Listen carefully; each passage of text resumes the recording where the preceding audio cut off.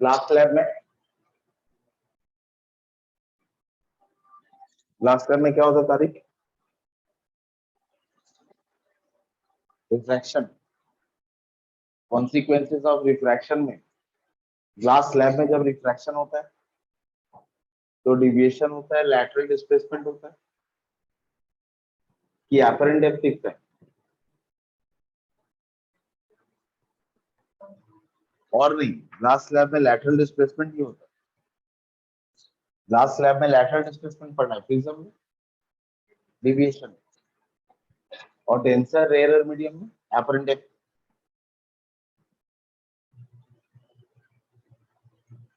तो glass slab में lateral displacement,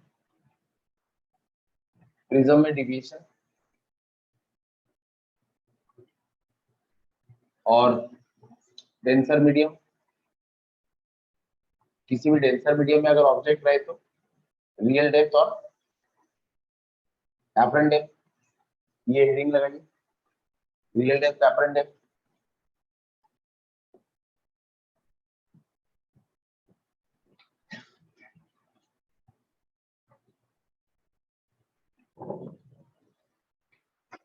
real depth और एपरेंट डेप्थ कब आता है?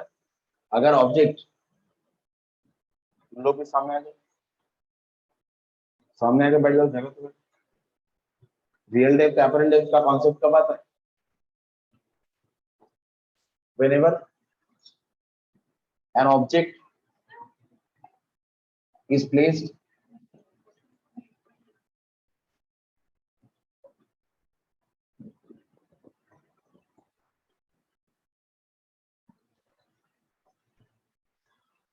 रियल डेप्थ और एपरेंट डेप्थ का कॉन्सेप्ट कब आता है? ऑब्जेक्ट कहाँ पे होना चाहिए? किसमें? टेंसर। और देखेंगे कहाँ से? अच्छा, किसी भी एंगल से देख सकते हैं कि एक पर्टिकुलर रेस्ट्रिक्शन है। रेस्ट्रिक्शन है, क्या है रेस्ट्रिक्शन? 90 डिग्री? नहीं, ये नहीं बताया। किसी भी डेंसर मीडियम में रखा हुआ ऑब्जेक्ट, किसी भी डेंसर मीडियम में रखा हुआ ऑब्जेक्ट, उसको इस एंगल से देख रहे हैं और उसको इस एंगल से देख रहे हैं, दोनों में क्या फर्क रहेगा? ये ऊपर से हिंदी में बांग्ला में क्या बोलते हो, इसको मैथमेटिक्स में क्या बोलते हैं? इधर से देखना, इसको बोल सकते हैं कि अरे भाई, ये वाली एक्सिस हॉरिजॉन्टल कहलाती है, ये वाली एक्सिस वर्टिकल कहलाती है। इस ऑब्जेक्ट की जो एक्सिस होती है, इस एक्सिस में देखना मतलब इसको हॉरिजॉन्टली देखना, इस एक्सिस से देखना मतलब इसको वर्टिकली। तो बताया था कि टेंसर मीडियम का ऑब्जेक्ट, इसको रेयर मीडियम से देखेंगे, हॉरिजॉन्टली नहीं, वर्टिकली। तो ये ऑब्जेक्ट जिस डेप्थ में प्रेजेंट है, ये ऑब्जेक्ट जिस डेप्थ में प्रेजेंट है उस डेप्थ में अपीयर नहीं होगा, अपीयर थोड़ा सा ऊपर होगा। ये जो ऊपर अपीयर होगा, इस वाले डेप्थ को कहते हैं एपरेंट डेप्थ, और जहां ये एक्चुअली में है उसको कहते हैं real depth. So whenever an object, देखना कौन सा, whenever an object is placed in a denser medium, viewed from rarer medium, comma देके क्या लिखेंगे? Vertically not horizontally.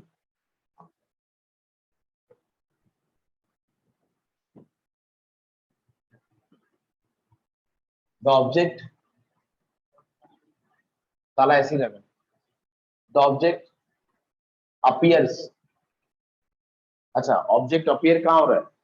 Object appears to be at depth lesser than the real depth और greater than the real depth. The object appears to be at a depth lesser than the real depth due to refraction।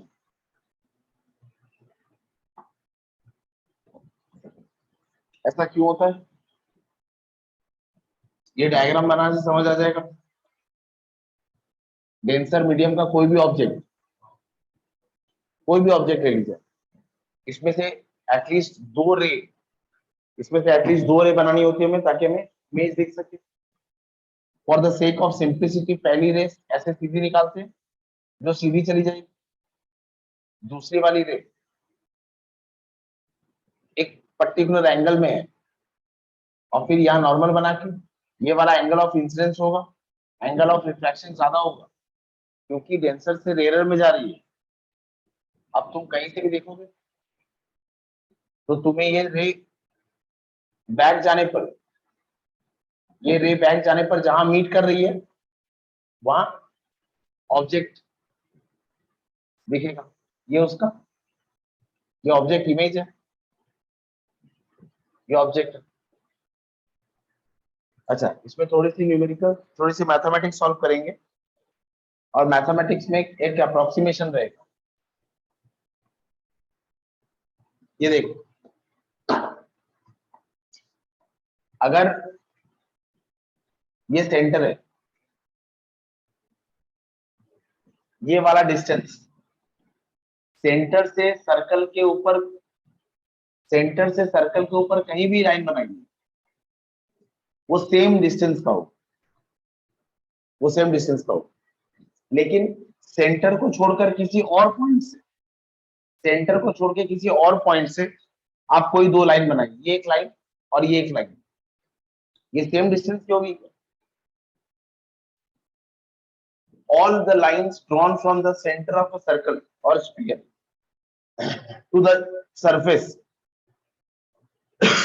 Are of same distance, are of same distance. Centre को छोड़ के किसी और point से अगर line बनाते हैं तो वो सेम डिस्टेंस की नहीं होती। अच्छा, सेम डिस्टेंस की नहीं है, लेकिन मानना है कि ये सेम डिस्टेंस की है, ऐसा कब हो सकता? ये वाली लाइन का डिस्टेंस और ये वाली लाइन का डिस्टेंस सेम नहीं, ये वाली लाइन का डिस्टेंस और ये वाली लाइन का डिस्टेंस और सेम नहीं है, लेकिन ये वाली लाइन का डिस्टेंस और ये वाली लाइन का डिस्टेंस मैं मान सकता हूँ ऑलमोस्ट सेम है। तो जब किसी पॉइंट से अलग अलग लाइन बनाने पर डिस्टेंस डिफरेंट डिफरेंट आता है और ये दो पॉइंट तो मान लेते they are very very close to each other, अगर ये दो पॉइंट पास में है तो हम मान लेंगे they are very very close to each other. In that case ये जो थीटा होगा, ये जो थीटा होगा ये नेग्लिजिबल होगा। तो मैं मान सकता हूँ ये मान लीजिए ओ है, ये ए है, ये बी है। इन दैट केस अगर थीटा बहुत छोटा है तो हम मान सकते हैं ओ ए का डिस्टेंस और ओ बी का डिस्टेंस ऑलमोस्ट सेम है। ये एक अप्रोक्सीमेशन हम करेंगे। अच्छा, अब ये जो दो लाइन मैंने बनाई है सिर्फ हमें समझाने के लिए मैंने थोड़ी दूर बनाई है ताकि समझ में आए कि यहाँ एक एंगल है। दरअसल ये एंगल बहुत छोटा है, तो मैं मान सकता हूँ ये वाला डिस्टेंस और ये वाला डिस्टेंस क्या रहेगा, ठीक है। लास्ट में ये अप्रोक्सीमेशन की हमें जरूरत पड़ेगी। कोई डाउट है?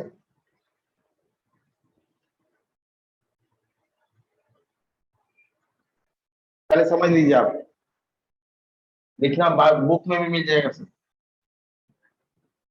देखो,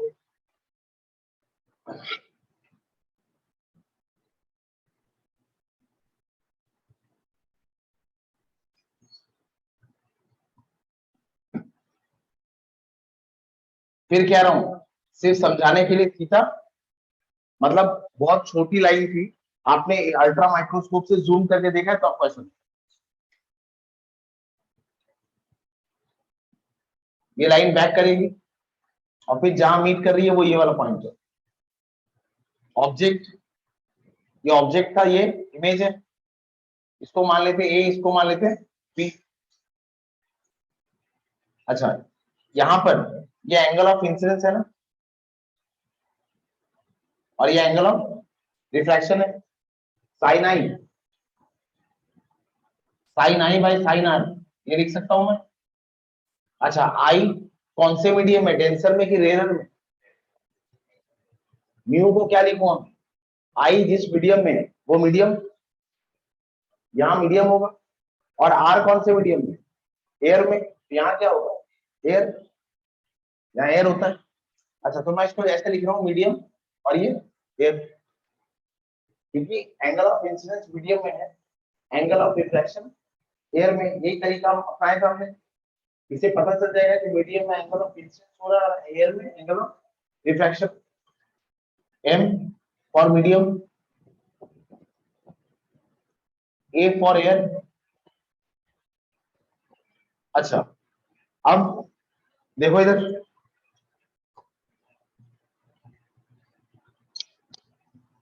ये आई और ये वाला जो थीटा था, मैं इसको आई लिख सकता हूँ क्या?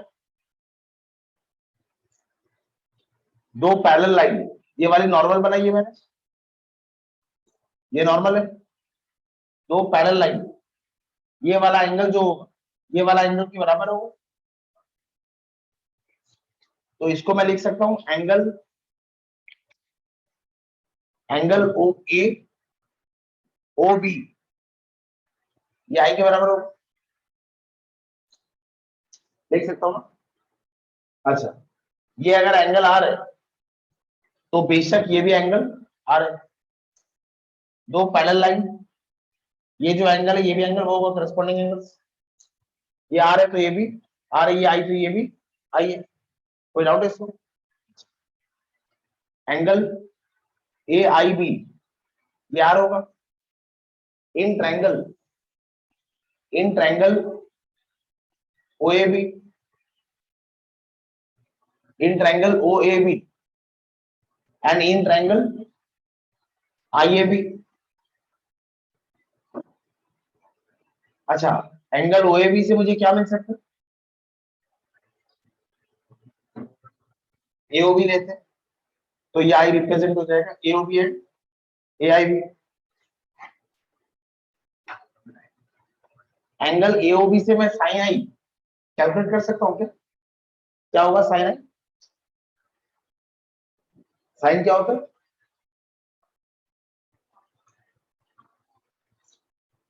Height perpendicular by hypotenuse. अच्छा बोलो यहां से क्या होगा साइन है?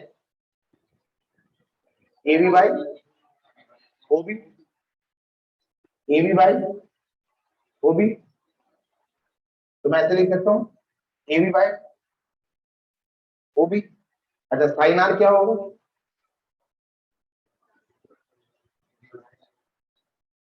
A B by I B.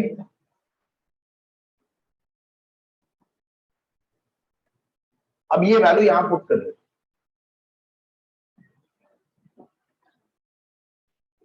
Sign आई को क्या लिख सकता हूँ? A B by O B, और ये हो जाएगा A B by I B. इसको क्या लिख सकते हैं? I B by O B ना, लिख सकते हैं? अच्छा, इतना लिख लो पहले।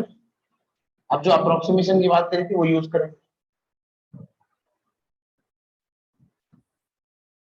Are very very close if, तो क्या लिख सकते हैं?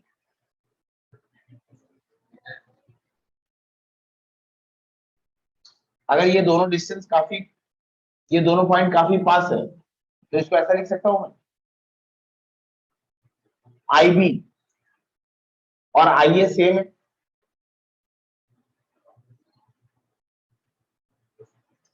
अगर ये दोनों काफी पास है, क्या बताया था? एक ट्रायंगल में सेंटर छोड़कर बाकी किसी भी पॉइंट से दो लाइन बनाइए, उनका डिस्टेंस सेम नहीं, ये डिस्टेंस सेम मान सकते। अगर ये दोनों पॉइंट काफी पास है, अगर ये दोनों पॉइंट काफी पास है तो मान सकते हैं ये दोनों डिस्टेंस सेम। अगर ये दोनों काफी पास है, ये दोनों बहुत क्लोज है, तो आई से तुमने ए पे एक लाइन बनाई है, आई से तुमने बी पे एक लाइन बनाई है, दिख रहा है कि ये सेम नहीं है, लेकिन ये दोनों सेम मान सकते हैं अगर ए और बी काफी पास पास है। हो सकता है, तो मैं क्या लिख सकता हूँ? आई बी सेम नहीं है, लेकिन मैं मान लूंगा कि ये आई ए के बराबर है। अच्छा, ओबी, ओबी ओ ए के बराबर नहीं है, लेकिन मैं मान सकता हूं कि O A is almost equal to OB, is almost equal to O A. हो सकता है, बस हो गया काम। Therefore M mu A, I B को क्या लिख सकते हैं? आई ए, और ओबी को क्या लिख सकते हैं? ओ ए। आई ए क्या है? एपरेंट है, और ओ ए क्या है? उसका रियल। तो मैं क्या लिख सकता हूँ इसको? Apparent depth by real depth. कोई डाउट है इसमें? नहीं, अप्रोक्सीमेशन है, इसमें से निकलने वाली रेज इनन्यूमरेबल है, इसमें से ऐसी दो रे निकल रही है, ये तो मानना ही गलत है। इसमें तो हर पॉसिबल डायरेक्शन से रे निकल रही है, तुमने वही वाली दो रे ली है जो एकदम पास पास से गुजर रही थी, तो ये कैलकुलेशन करेक्ट। अच्छा, अब principle of reversibility of light क्या कहता है? 1 μ2 इज इक्वल्स टू 1/2 μ1। तो मैं इसको क्या लिख सकता हूँ, ये जो मुझे मिला है, ये मुझे मिला है m μm। मैं अगर इसको ऐसे लिखूं a μm, तो ये रेसिप्रोकेट करना पड़ेगा। अच्छा, ये क्या है? ये क्या है? Apparent depth by real depth. तो मैं इसको क्या लिख सकता हूँ, apparent depth by real depth. मतलब ये क्या आ जाएगा, real depth by apparent depth. अच्छा, ऊपर में अब क्या है, a, नीचे में क्या है, m, और ये क्या आ गया, real depth by apparent depth. कोई डाउट है? ऊपर में जब एयर है, अच्छा इस पूरे चैप्टर में एक बात चलती है, अगर अगर वाटर नहीं होता तो तुम्हें क्या डेप्थ दिखता, रियल। पर क्योंकि वाटर है तो तुम्हें कौन सा डेप्थ दिखेगा, एपरेंट। तो जब ऊपर में एयर है न्यूमरेटर में रियल डेप्थ, जब नीचे में मीडियम है तो वो एपरेंट डेप्थ डिनोमिनेटर में। कोई डाउट है इसमें? नहीं। अच्छा, ये शिफ्ट हुआ है ना, इतना शिफ्ट हुआ है ना, अगर मुझे शिफ्ट निकालना है, शिफ्ट कितना हुआ है, तो शिफ्ट क्या होगा, real depth minus apparent depth, real depth. और एपरेंट डेप्थ को यहाँ क्या लिख सकते हैं, एपरेंट डेप्थ को लिख सकते हैं ना, real depth by A mu M. इसको ऐसे लिख सकता हूँ मैं, real depth by A mu M. Real depth common ले लो यहाँ से, ये क्या हो जाएगा, 1 - 1/a म्यू। ये शिफ्ट कितना हुआ है वो भी आ गया। हाँ, कौन सा? 1 मिनट अनीश बताओ। हाँ बोलो। IV इक्वल्स टू ये वाला पार्ट मैथमेटिक्स क्या अप्रोक्सीमेशन है ये, सर्कल से बनाने वाला। अगर तुमने सर्कल बनाया तो सिर्फ सेंटर जो होता है, सेंटर से तुम कोई भी लाइन बनाओगे सरफेस पे तो वो सेम डिस्टेंस पे आता है। लेकिन अगर सेंटर को छोड़ के किसी और पॉइंट से तुमने लाइन बनानी शुरू की है, इस पॉइंट से मान लो, तो ये वाला डिस्टेंस और ये वाला डिस्टेंस कभी सेम नहीं आएगा। अच्छा, ये वाला डिस्टेंस और ये वाला डिस्टेंस सेम नहीं है, इनके बीच में जो थीटा है वो काफी सिग्निफिकेंट है। अगर इनके बीच में जो थीटा एंगल है, तो मान लो ये थीटा बहुत छोटा है, तो ये वाला डिस्टेंस और ये वाला डिस्टेंस मैं ऐसे बोल सकता हूँ, they are very very close to each other. If so is the case, then you can consider it as a matter of fact that they are nearly same. अगर ये दोनों पॉइंट बहुत पास है, मतलब थीटा बहुत छोटा है, तो ये वाला पॉइंट और ये वाला पॉइंट बहुत पास होने पर ये दोनों लेंथ भी सेम होंगे, ऐसा मान सकते हैं। यही एक अप्रोक्सीमेशन यहाँ पर क्या होगा, if they are very very close, they are equal. आई बात समझ? तो ये डेरिवेशन था। अब छोटा सा दो न्यूमेरिकल कर लो। हाँ, पहले लिख लो इसको।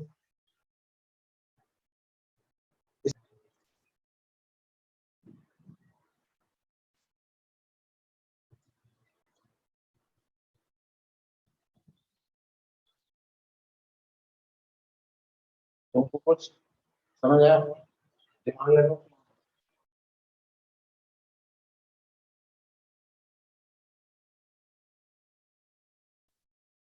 न्यू ए बाई एम क्या होता है, इसको कैसे पढ़ते हैं वो सिखाया था।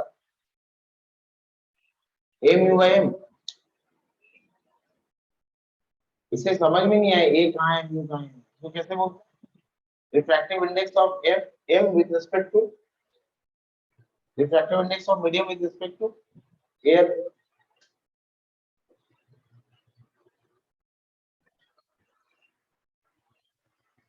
ग्लास स्लैब का रियल लाइफ में क्या काम है, देखते हैं।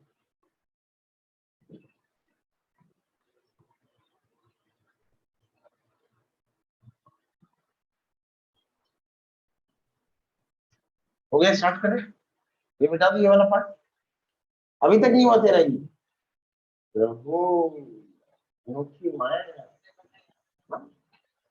खुद से करेंगे तो और कौन करेगा? कोई कॉपी में करेगा? दिमाग लगा।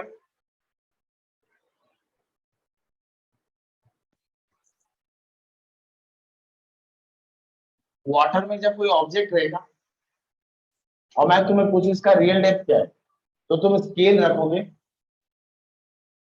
और स्केल से ये वाली मार्किंग और ये वाली मार्किंग लोगे ना, और तुम क्या बोलोगे ये कितना डेप्थ है, रियल डेप्थ। तो वाटर का जो थिकनेस है वही इस ऑब्जेक्ट की रियल डेप्थ है।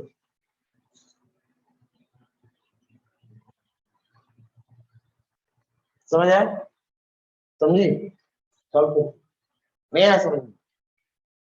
2 सेंटीमीटर शिफ्ट आ सकते, देख लेते। तो रियल डेप्थ कितना है? 8 सेंटीमीटर ही रियल डेप्थ। अच्छा, बोल भी तुम डेप्थ ही रहे हो ना, तुम तो बोल क्या रहे हो डेप्थ, मतलब ग्लास स्लैब का जो थिकनेस है, इस ग्लास स्लैब का जो थिकनेस है, यहाँ पर वो पोस्ट स्टम्प रखा हुआ है, स्टम्प पोस्ट, तो ये वाला उसका क्या है, रियल डेप्थ। और वो तुम्हें नजर कहाँ है, कहीं थोड़ा सा ऊपर, तो ये उसका क्या हो जाएगा, एपरेंट डेप्थ।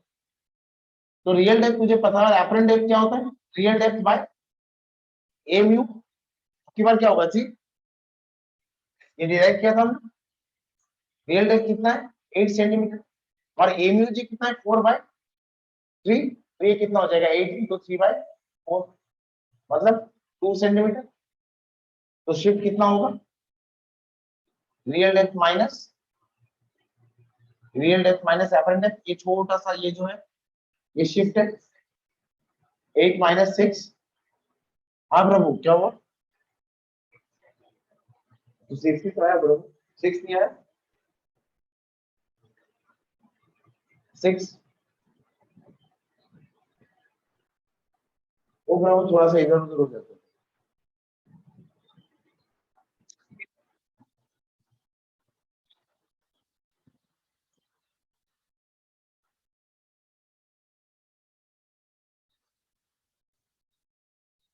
बस ये सबसे कम न्यूमेरिकल आएगा तो ऐसे ही बुझते पारे, कौन डबल, ये रियल डेप्थ होता है, ये 8 सेंटीमीटर, समझ आया तो। एपरेंट डेप्थ निकालने का तरीका क्या होता है, सारा डेरिवेशन तो इसी के लिए था कि एपरेंट डेप्थ कैसे निकाल सकते हैं। अब मैं ग्लास मीडियम में थोड़ा जाके बैठूंगा नहीं ना, मैं ग्लास के अंदर जाके बैठ के नहीं देख सकता कि वो मुझे कहाँ दिखता है। तो एपरेंट डेप्थ निकालने का तरीका क्या होता है, जो भी रियल डेप्थ रहेगा उसको मीडियम के रिफ्रैक्टिव इंडेक्स से डिवाइड कर दो। ये फॉर्मूला मैंने डिराइव किया था अभी अभी। तो रियल डेप्थ 8 सेंटीमीटर है और मीडियम का रिफ्रैक्टिव इंडेक्स कितना है, 4/3। तो ये एपरेंट डेप्थ कितना आ गया, 6 सेंटीमीटर। शिफ्ट कितना होगा, ये शिफ्ट कितना होगा, जो रियल डेप्थ था माइनस एपरेंट डेप्थ, ये वाला पार्ट शिफ्ट है। तो शिफ्ट निकालने के लिए रियल डेप्थ और एपरेंट डेप्थ इसका डिफरेंस लेंगे, रियल डेप्थ 8 है, एपरेंट डेप्थ 6 है, 2 सेंटीमीटर।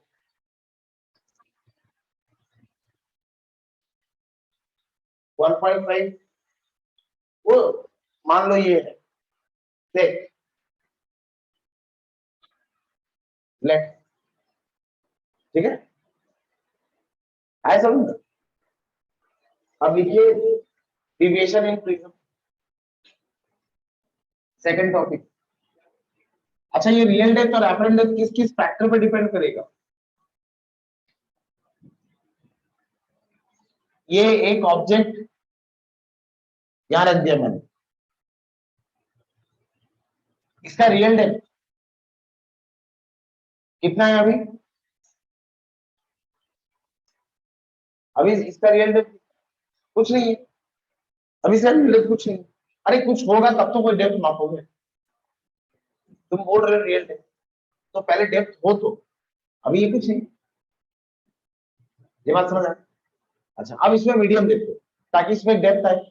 अब ये इसका क्या है, अब इसका ये रियल डेप्थ, और क्योंकि अब डेप्थ आ गया तो रियल है, एपरेंट भी कुछ होगा। अच्छा मैं नहीं समझ, मैं इसमें वाटर देखता हूँ तो ये मुझे कहीं दिखेगा, ये मुझे कहीं दिखेगा, मैं मानता हूँ ये है एपरेंट है इन वाटर। अच्छा अब मैं इतना ही ग्लास रख देता हूँ, तो क्योंकि म्यू अलग है तो ये अलग आएगा ना, ये अलग आएगा कुछ। मतलब रियल डेप्थ और एपरेंट डेप्थ का जो कॉन्सेप्ट है, एपरेंट डेप्थ चेंज होता रहेगा अगर मीडियम चेंज हो जाए, क्योंकि apparent depth clearly real depth by mu होता है। अब जैसे जैसे म्यू बदलेगा, मीडियम बदलेगा तो म्यू बदलेगा, जैसे जैसे म्यू बदलेगा सेम थिकनेस, इतना मैंने वाटर लिया इतना ही मैं ग्लास ले रहा हूँ, मतलब रियल डेप्थ नहीं बदल रहा हूँ, फिर भी म्यू बदलने से एपरेंट डेप्थ बदलेगा। मतलब रियल डेप्थ और एपरेंट डेप्थ में कौन से जिस फैक्टर से इन्फ्लुएंस हो सकते हैं, जो फैक्टर इसको अफेक्ट कर सकता है वो पहला फैक्टर क्या है, नेचर ऑफ मीडियम। सर दूसरा एपरेंट हमेशा वाटर में ही होता है। क्या, एपरेंट डेप्थ हमेशा वाटर में ही होता है। वाटर में होता है, ग्लास में अभी हमने ग्लास किया था ना। ओ अच्छा। नेचर ऑफ मीडियम से चेंज होगा, रिफ्रैक्टिव इंडेक्स से चेंज होगा।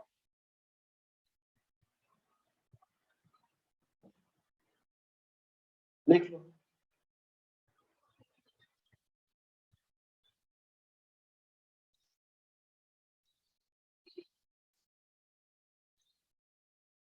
Factors, factors factors affecting factors affecting real depth apparent depth, real मत लिखना। अच्छा एक चीज और देखो, ये जो एपरेंट डेप्थ है, या मैं इसको ऐसे लिख रहा हूँ,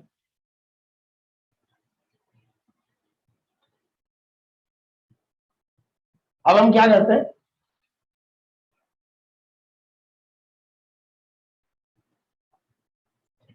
ये म्यू मैं कांस्टेंट रखता हूँ, म्यू को नहीं बदलता, मीडियम सेम है, इसको मैं चेंज नहीं करता। अच्छा अगर ये कांस्टेंट है, ए म्यू एम कांस्टेंट है, तो ये रेशियो ले सकता हूँ real depth by apparent depth. तो अगर मैं इस वैल्यू को, सपोज ये वैल्यू पहले 10 है और ये वैल्यू 2 है, तो ये कितना है 5। अब मैं इसको बदल के 20 कर देता हूँ, इसको, ये तो 5 रहेगा, अगर मैं इसको 20 कर देता हूँ तो इसको कितना होना पड़ेगा 4। मतलब रियल डेप्थ मीडियम का अगर थिकनेस बदल दे, पहले कम वाटर था अब ज्यादा वाटर है, अगर थिकनेस बदल देते, रियल डेप्थ बदल दिया तो एपरेंट डेप्थ ऑटोमेटिकली बदलेगा ताकि म्यू कांस्टेंट रहे। मतलब ये मीडियम के थिकनेस पे भी डिपेंड करेगा। जो ग्लास स्लैब 10 सेंटीमीटर का तुम्हें एक एपरेंट डेप्थ दे रहा है, वही अगर तुम 20 का ले लेते तो एपरेंट डेप्थ कुछ और दिखता, थिकनेस ऑफ मीडियम।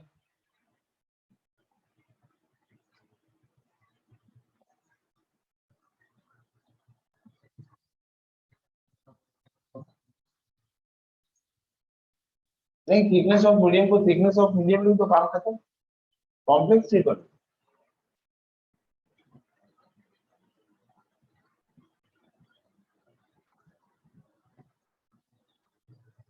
ये समझ आया,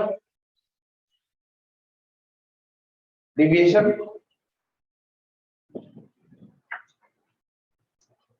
डिविएशन डिविएशन किसमें होता है, प्रिज्म में। फिर थोड़ी सी मैथमेटिक्स सॉल्व करेंगे। एक प्रिज्म, आधा कैलकुलेशन यहाँ करूंगा, यहाँ जो भी वैल्यूज चाहिए होंगे उनका सपोर्टिव कैलकुलेशन यहाँ करूंगा। क्या बोल रहे हो,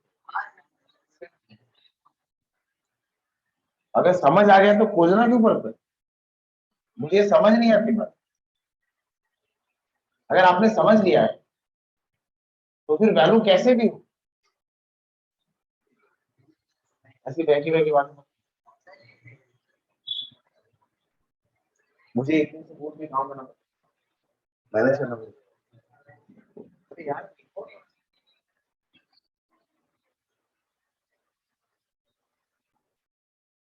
अगर प्रिज्म, ये प्रिज्म का बेस है, ये प्रिज्म का एंगल है, angle of prism A, and let this be the base of prism. अच्छा, why let this is the base of prism? तो यहां पर एक लाइट है और जो होना चाहिए वो आपको पता, वो आप कराते जाइए। यहाँ एक नॉर्मल बनेगा, ये होगा angle of incidence travelling from optically rare to optically denser light bends towards the, अगर ये अगर की कहानी शुरू हो जाती, अगर ये प्रिज्म नहीं होता तो लाइट कैसे जाती, ऐसे। अब क्योंकि ये प्रिज्म है तो लाइट कैसे जाएगी, ऐसे। अच्छा, अगर ये प्रिज्म नहीं होता तो लाइट कैसे जाती, ऐसे। नॉर्मल बना लेती है, पर क्योंकि ये प्रिज्म है तो लाइट कैसे जाएगी, अवे फ्रॉम नॉर्मल, डेंसर से रेयर अवे फ्रॉम नॉर्मल होगी। अगर लाइट प्रिज्म नहीं होता तो लाइट ऐसे चली जाती, अब इसको नॉर्मल से दूर भागना था, ऐसे। इसको मैं मान लेता हूं एंगल ऑफ इंसिडेंस I1, तो इसको मैं बोलूंगा एंगल ऑफ रिफ्रैक्शन R1।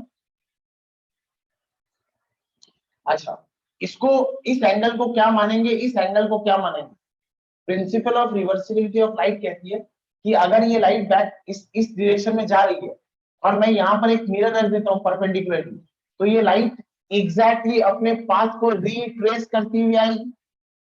अच्छा, उस केस में मैं इस एंगल को क्या कह सकता था, एंगल ऑफ इंसिडेंस। सिर्फ एंगल को नाम देना है, कुछ भी नाम दे दे, मैं उस केस में इसको बोल सकता था angle of incidence. Now let this angle of incidence be I2, क्योंकि I1 नाम इसको दे चुका हूं तो इसको I2 नाम देता हूं। अच्छा, सही बात है, ये I2। अच्छा, और ये वाला एंगल क्या हो जाएगा, R2। इसको कुछ भी नाम देना था, इसको I1 दे दिया, इसको I2, इसको R1, इसको R2, कोई डाउट इसमें नहीं। अच्छा, अब इसको मिटा दो, नाम हो गया। अब ये पूरे जितने भी पॉइंट्स बने सबके कुछ ना कुछ नाम दे दीजिए। और डिविएशन एंगल कौन सा है, हाँ, एंगल ऑफ डिविएशन क्या होगा, angle of incident ray produced, emergent रे क्या बताया था, नहीं, angle of deviation, angle of incidence, ये जो इंसिडेंट रे, एक मिनट, ये रिफ्रैक्टेड रे, और ये वाली,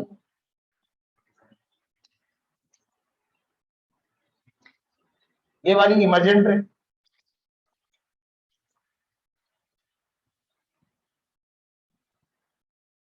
incident ray produced forward and emergent रे प्रोड्यूस्ड बैकवर्ड, ये हो जाएगा हमारा एंगल ऑफ डिविएशन।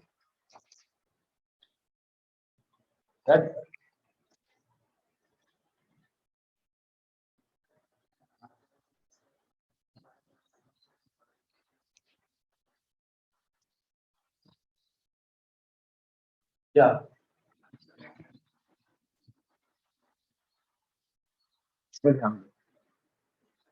इसमें कोई डाउट है, नहीं, हमें पढ़ना क्या है, पहले तो हमें पढ़ना है कि डिविएशन को डिफाइन कैसे करना है, फिर हमें पढ़ना है कि किसी भी लाइट के लिए डिविएशन का जो वैल्यू है वो हम कैसे कैलकुलेट कर सकते हैं। इंटरेस्टिंग बात क्या है, ये डिविएशन का जो एंगल है ये ग्लास प्रिज्म के अंदर बन रहा होगा। अब एक तो तरीका ये था कि तुम डिविएशन को कराते और मैं यहाँ पर यहाँ पे एक कैविटी बना के यहाँ पर बैठ जाता और देख लेता, तुम्हें बता देता।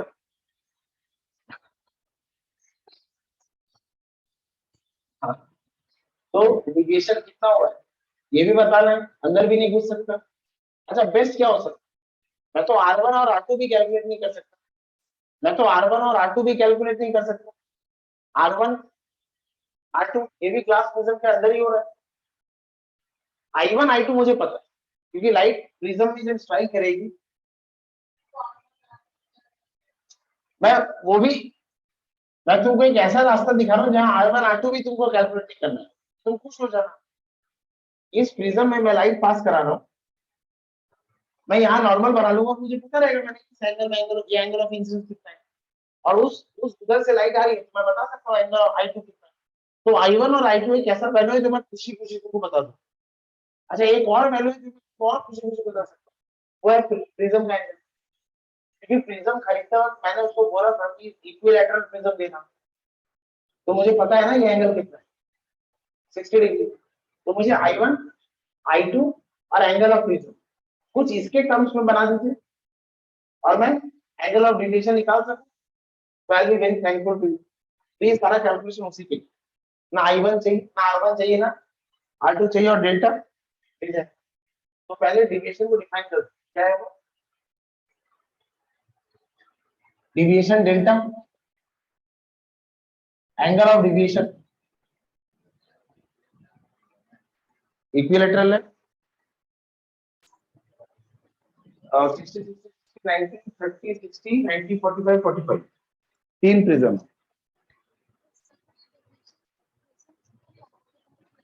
प्रिज्म से ही होगा। ग्लास स्लैब में लैटरल डिस्प्लेसमेंट होता है नहीं, ग्लास की तो बात नहीं करेंगे, ग्लास में लैटरल डिस्प्लेसमेंट होता है, उसमें तो डिविएशन कैसे कैलकुलेट करोगे? अच्छा वो देखते हैं, उस पे आते हैं तब देखते हैं, वो लास्ट में इजी टॉपिक है। तो एंगल ऑफ डिविएशन डेल्टा कैसे डिफाइन होगा? Is defined as the angle formed when incident ray produce forward and emergent ray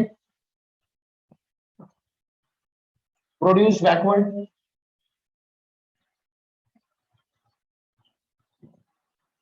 while passing through a glass prism.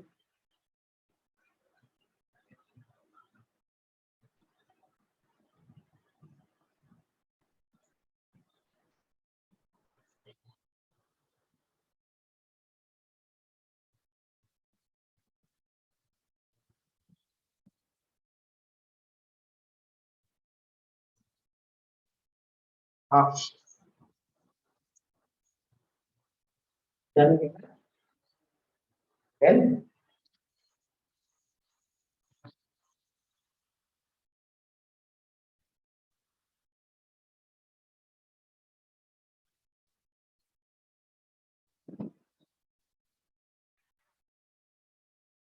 सारे पॉइंट्स का कुछ ना कुछ नाम है।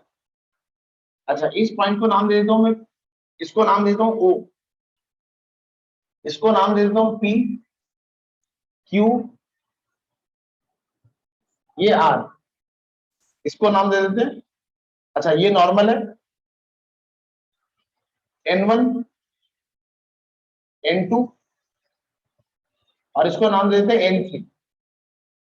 ये पहला नॉर्मल है N1 N2, ये दूसरा नॉर्मल है N2 N3। O P Q R N2 हो गया, इतने से काम हो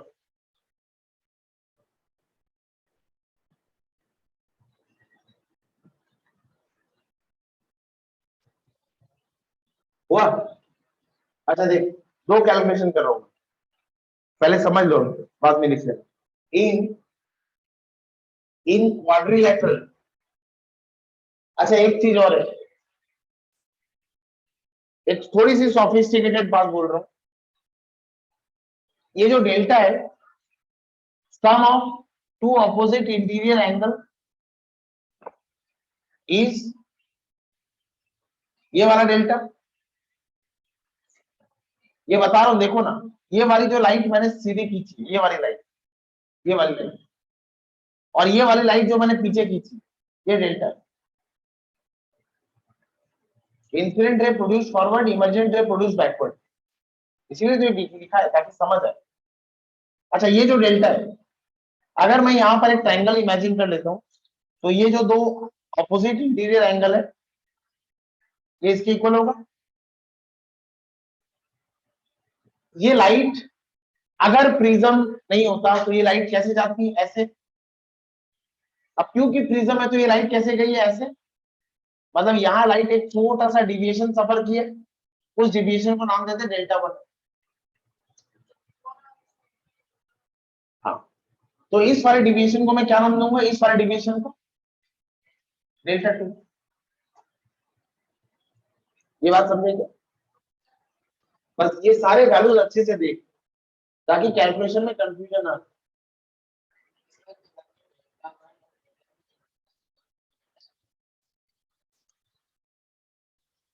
फिर से बोलो। अच्छा इसी डायग्राम को दोबारा बनाता हूँ, एक बार और बना दो।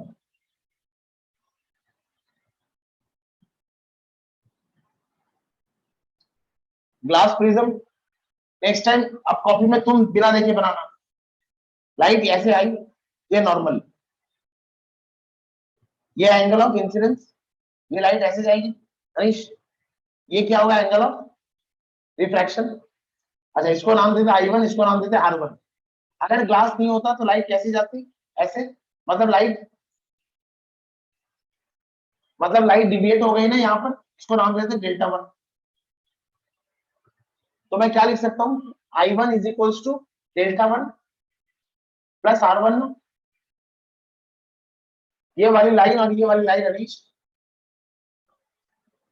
ये I1 है, ये डेल्टा 1 है और ये R1 है, ये दोनों एंगल इक्वल होंगे।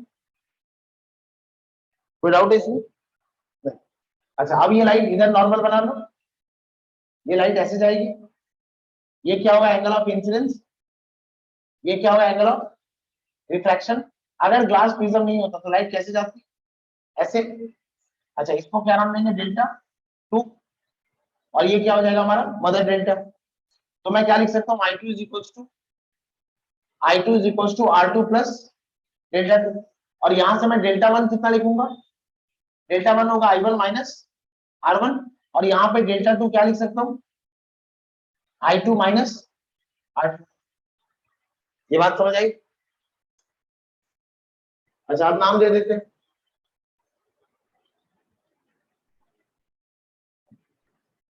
P Q R और S।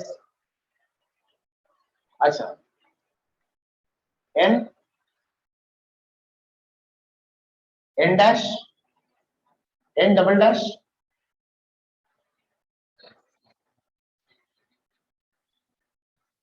नहीं अगर होता तो मान लीजिए।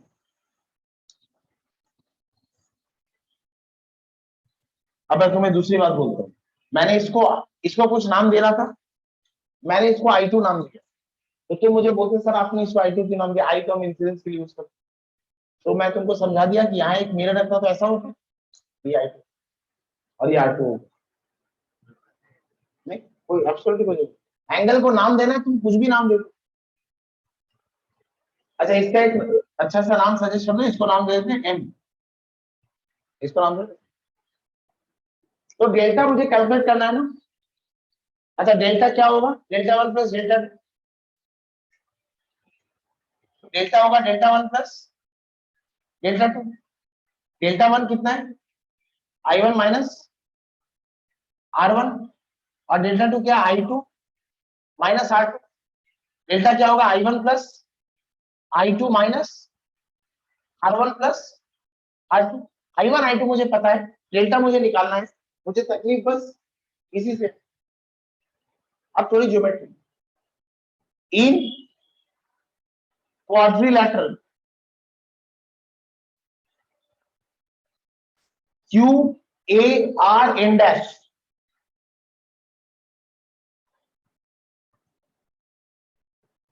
अच्छा लिख लो पहले ये सब कर, डेल्टा डिविएशन, ये इंसिडेंट रे,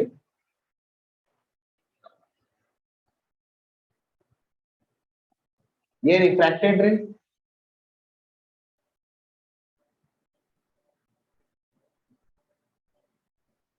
और ये इमर्जेंट रे।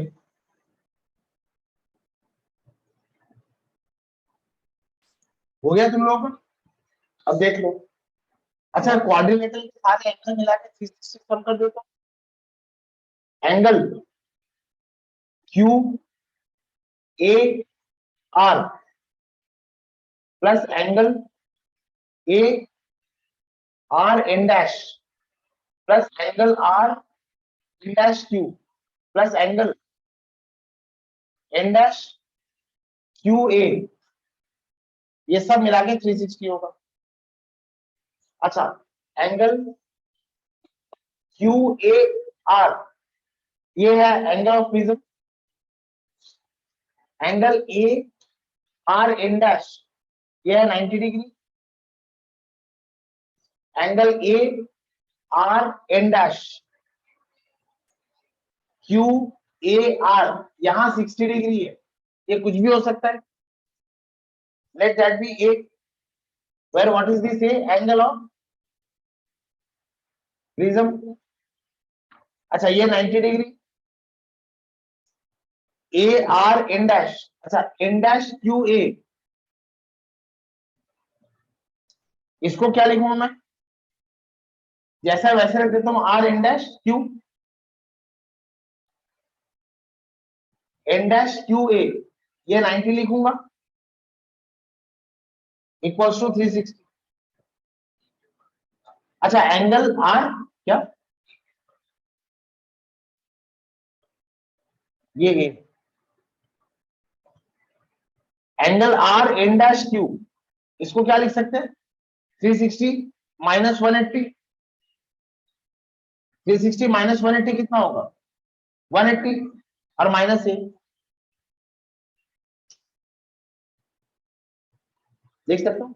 अच्छा, मतलब ये एंगल कितना है, आर एन डैश क्यू, ये 180 माइनस ए। कोई डाउट है इसमें, बहुत अच्छा। एक छोटा सा कैलकुलेशन और करते हैं। ए भाई, ये क्वाड्रिलेटरल रहता, अब ट्रायंगल में आ जाओ।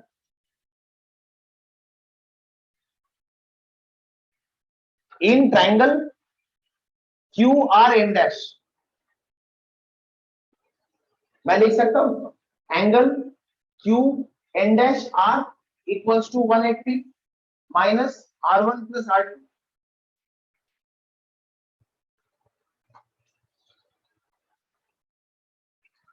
अच्छा, इसको चेंज कर दो, देखो तो कुछ समझ आया क्या।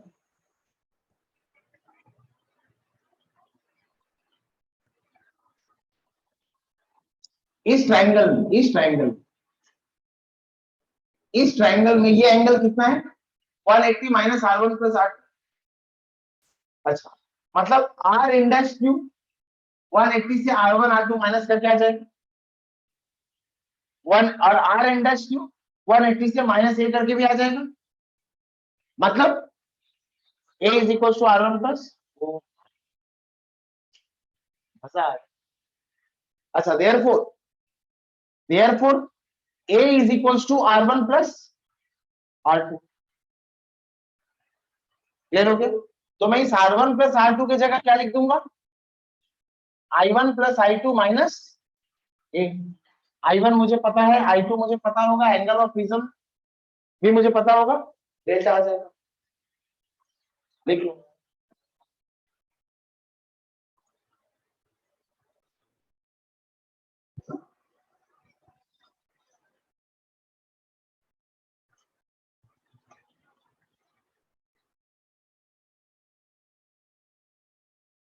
Factors affecting deviation on an angle of deviation on a prism। Factors की बात हम लास्ट क्लास में कर चुके थे ना, उसमें सब कर चुके थे। अच्छा, सबसे इंपॉर्टेंट फैक्टर जो इसमें रहेगा, पहला फैक्टर उसको समझ लो, it depends on angle of incidence, it depends on angle of incidence badly. इसका एंगल ऑफ इंसिडेंस पे डिपेंडेंस बहुत बुरी तरह से, काफी एक्सपेरिमेंट करके जो वैल्यूज आए वो ग्राफ में बना रहा हूं मैं, और उसी से कंक्लूजन मिलेगा। और हीरो देखो, experiments were conducted, the conclusion from the graph is, तुम बताना, यहां पर डिविएशन एंगल लिया गया, यहां पर एंगल ऑफ इंसिडेंस लिया गया। ये बात पक्की है कि डिविएशन जो है वो एंगल ऑफ इंसिडेंस पे डिपेंड करता है। ये बात पक्की है कि एंगल ऑफ इंसिडेंस पे डिविएशन डिपेंड करता है। एक पर्टिकुलर एंगल ऑफ इंसिडेंस से जब एक्सपेरिमेंट किया गया तो एक पर्टिकुलर डिविएशन का एंगल आया। मतलब जब एंगल ऑफ इंसिडेंस ये है तो एंगल ऑफ डिविएशन कितना था, ये। इस एक्सिस में अगर मैं राइट जा रहा हूं मतलब मैं एंगल ऑफ इंसिडेंस बढ़ा रहा हूं, मैं एकदम जरा सा एंगल ऑफ इंसिडेंस बढ़ाता गया इस एक्सिस में, एंगल ऑफ इंसिडेंस बढ़ाया एंड देखा कि डिविएशन का जो एंगल था वो कम हो रहा है। एंगल ऑफ इंसिडेंस बढ़ाया, डिविएशन का एंगल कम हो गया, एंगल ऑफ इंसिडेंस बढ़ाया, डिविएशन का एंगल कम हो गया। ये एंगल ऑफ इंसिडेंस मैंने बढ़ाया और ये डिविएशन कम हो गया, ये एंगल ऑफ इंसिडेंस मैंने बढ़ाया, ये डिविएशन कम हो गया। तो ऐसा लगा कि एंगल ऑफ इंसिडेंस बढ़ाने पर एंगल ऑफ डिविएशन कम होता है, लेकिन फिर मैं ये बैडली नहीं लिखता। एंगल ऑफ इंसिडेंस बढ़ाने से एंगल ऑफ डिविएशन कम होता है। एक ऐसा वैल्यू आता है जहां एंगल ऑफ डिविएशन मिनिमम होता है। तुम एंगल ऑफ इंसिडेंस बढ़ाते जा रहे हो, मतलब ग्राफ ऐसा है, तुम एंगल ऑफ इंसिडेंस के एक्सिस में रुकोगे नहीं। जब एंगल ऑफ इंसिडेंस ये है तो एंगल ऑफ डिविएशन ये, तुमने एंगल ऑफ इंसिडेंस बढ़ाया, ये कम, तुम बढ़ाते जा रहे हो, ये बढ़े। तुम एंगल ऑफ इंसिडेंस इनिशियल कुछ लिए, तुम एंगल ऑफ इंसिडेंस को इनिशियल कुछ लिए, एंगल ऑफ इंसिडेंस को बढ़ा रहे हो, डिविएशन कम हो रहा है, ये डिविएशन के एक्सिस है। तुम एंगल ऑफ इंसिडेंस को बढ़ा रहे हो, डिविएशन कम हो रहा है, तुम एंगल ऑफ इंसिडेंस को बढ़ा रहे हो, ये कम होके फिर बढ़ रही है। तो इसको वर्ड्स में कैसे बोल सकते हैं? With initial increase of angle of incidence, the angle of deviation decreases.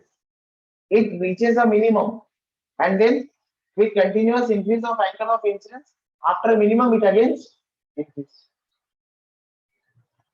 फिर से बोल रहा हूँ, एंगल ऑफ इंसिडेंस के एक्सिस में हम पीछे नहीं आएंगे, एंगल ऑफ इंसिडेंस के एक्सिस में मैं आगे जा रहा हूँ। मैं एंगल ऑफ इंसिडेंस बढ़ा रहा हूँ, डिविएशन कम हो रहा है, एक मिनिमम वैल्यू आ गया। मैं एंगल ऑफ इंसिडेंस अभी बढ़ा रहा हूँ, ये बढ़ रहा है, समझे? अच्छा, तो अब ये ग्राफ में बना रहा हूँ, आपको बेटर समझ आएगा। एंगल ऑफ इंसिडेंस बढ़ाने पे ये कम होता है और फिर एक मिनिमम वैल्यू के बाद ये बढ़ जाता है। हाँ, ऐसा क्यों होता है? ये लाइट का बिहेवियर है, ये प्योर लाइट का बिहेवियर, हमारे कुछ भी करने का नहीं। अच्छा, इसमें जो क्वेश्चन आते हैं,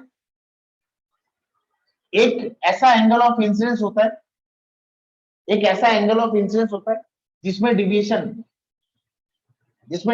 मिनिमम होता है, तो इसको हम लिखेंगे डेल्टा मिनिमम। और ये जो एंगल ऑफ इंसिडेंस है तारीख, ये angle of incidence I has a fixed value, suppose मैं तुम्हें कहता हूं ये जो एंगल ऑफ इंसिडेंस का वैल्यू है ये 32.8 डिग्री, तो जो डिविएशन मिनिमम होगा वो 32.8 पे ही होगा। मार्क माय वर्ड्स, केयरफुली सुनो क्या बोल रहा हूं मैं, यही वो एंगल है जिसमें डिविएशन मिनिमम होगा। अच्छा, अगर मैं तुम्हें कहता हूं इस पूरे ग्राफ का सबसे मिनिमम पॉइंट यही है ना, इस मिनिमम डिविएशन का एंगल ऑफ इंसिडेंस मान लो कितना है, 32.8 डिग्री।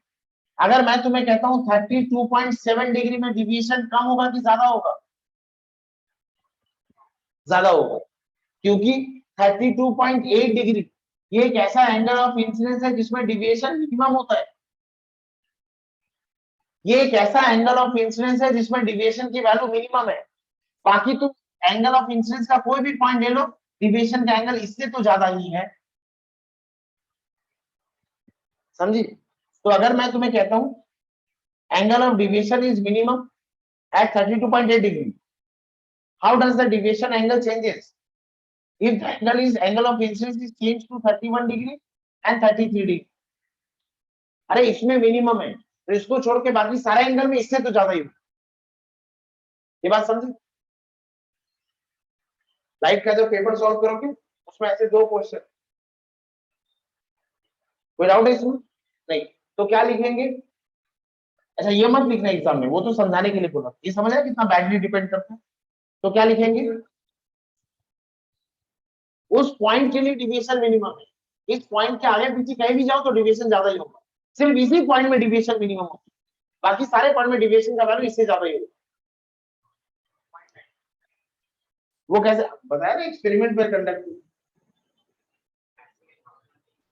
नहीं नॉर्मली नहीं, मन से कुछ नहीं लिख रहे, प्रिज्म में एंगल ऑफ इंसिडेंस चेंज करा करा के जो डेविएशन हुआ उसके सारे प्लॉट्स खोल लिए और तब जाके ये कंक्लूजन लिख रहा हूँ, ये मन से नहीं लिख रहा हूँ कि मुझे ऐसा लगा, I was enlightened to know that experiment were conducted and these are the conclusions. Fair enough? Shall we move on? Shall we? Hindi medium आगे बढ़े क्या?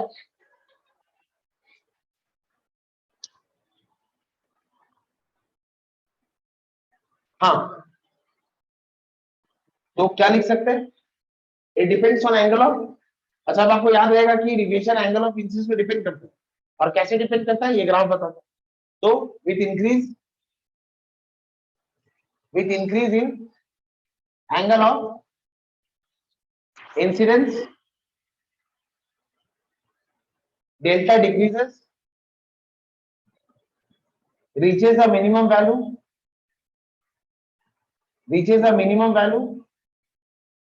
and then increases. लिख लो क्या? with increase in angle of incidence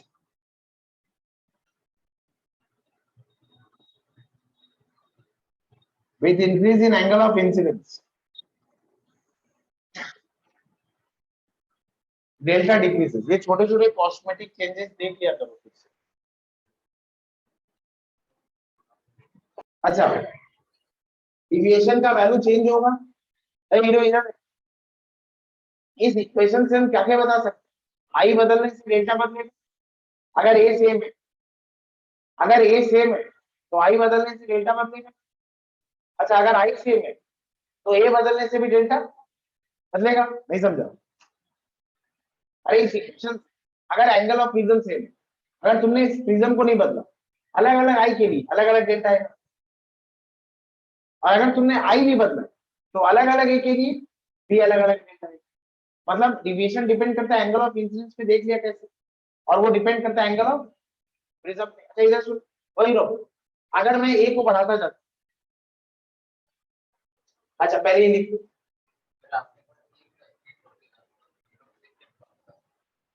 हाँ अब तुमने ये वाला प्रिज्म लिया इस तरह से, ये 90 है, ये 60 है, ये 30 है,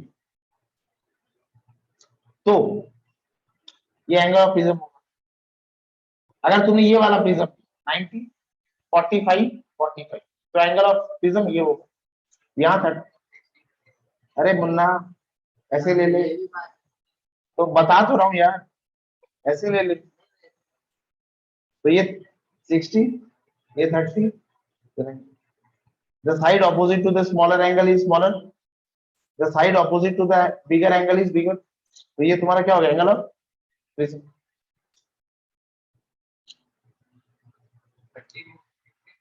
अरे ये बेस हो गया ना यार, तो ये एंगल ऑफ प्रिज्म हो गया ना, समझा? वो तो तरीका है तुमने प्रिज्म को कैसे रखा है।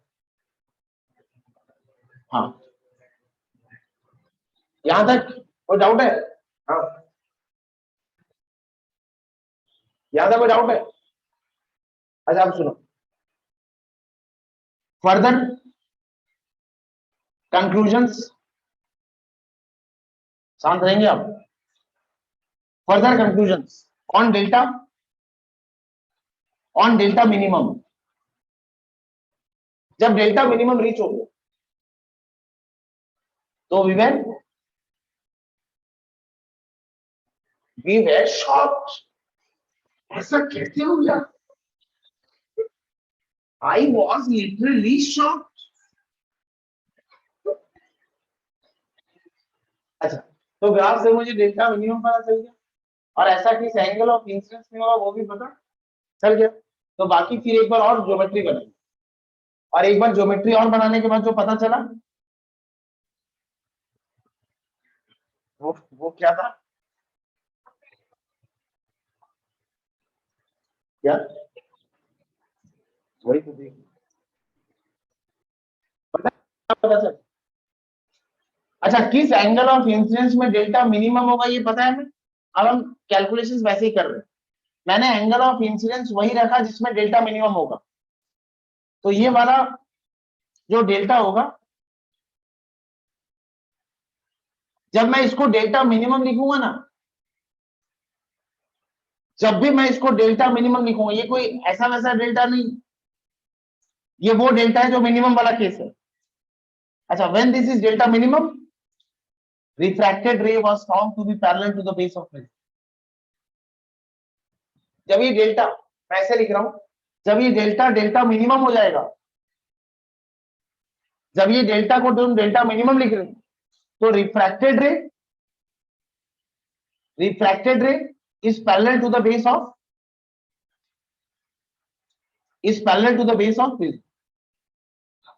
अच्छा, इससे अच्छी बात क्या पता लगी, बता तो। मैंने एक बार डेल्टा मिनिमम कैलकुलेट किया एंड आई वाज शॉक्ड। अब मुझे लग रहा है कि हर बार अलग अलग प्रिज्म के लिए डेल्टा मिनिमम निकालने के लिए मुझे अलग अलग ग्राफ प्लॉट करना पड़ेगा, इतना मेहनत नहीं करूं। मैंने देखा कि जब डेल्टा डेल्टा मिनिमम हो जाता है, तो रिफ्रैक्टेड रे प्रिज्म के बेस के पैरेलल हो जाता है। नेक्स्ट टाइम मुझे कभी भी डिविएशन मिनिमम कैलकुलेट करना है, तो मैं ऐसे राइट को चेंज कराऊंगा कि रिफ्रैक्टेड रे प्रिज्म के बेस के पैरेलल रहे। अगर अच्छा, ये अगर डेल्टा मिनिमम होता है, तो रिफ्रैक्टेड रे प्रिज्म के बेस के पैरेलल होगा। मतलब अगर मैं रिफ्रैक्टेड रे को प्रिज्म के बेस के पैरेलल कर दूं, तो ये वाला डेल्टा डेल्टा मिनिमम होगा। अरे समझे क्या? हाँ, हेलो, हाँ बोलो बोलो। नहीं, अरे अभी आधा घंटा बात मत करो। यहाँ तक कोई डाउट है? कोई डाउट है यहाँ तक? अगर अगर ये प्रिज्म के बेस के पैरेलल है, तो फिर मैंने I1 I2 बनाया था ना, नहीं बनाया था? If delta is delta minimum, the first conclusion is refracted angle is parallel to the base of prism, and second conclusion is I1 is equals to I2। अरे I2 यार, I1 किसके बराबर है? I2 के। अच्छा, अगर I1 और I2 equal है, तो मैं इसको क्या लिख सकता हूँ? I लेट, एक फॉर्मूला क्या बन गया? अब मैं इसको क्या लिख रहा हूँ? डेल्टा नहीं, इसको मैं लिख रहा हूँ डेल्टा मिनिमम। अगर मैं डेल्टा को डेल्टा मिनिमम लिखता हूँ, तो I1 और I2 इक्वल, और I1 और I2 को मैं I मान लेता हूँ, तो ये क्या हो जाएगा? 2I माइनस, अरे समझे क्या? देखिए, हाँ, I1 is equal to I2 equal to I, let ये एक वैल्यू है कोई I।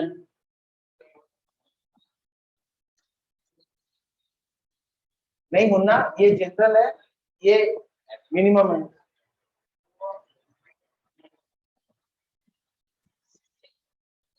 क्या?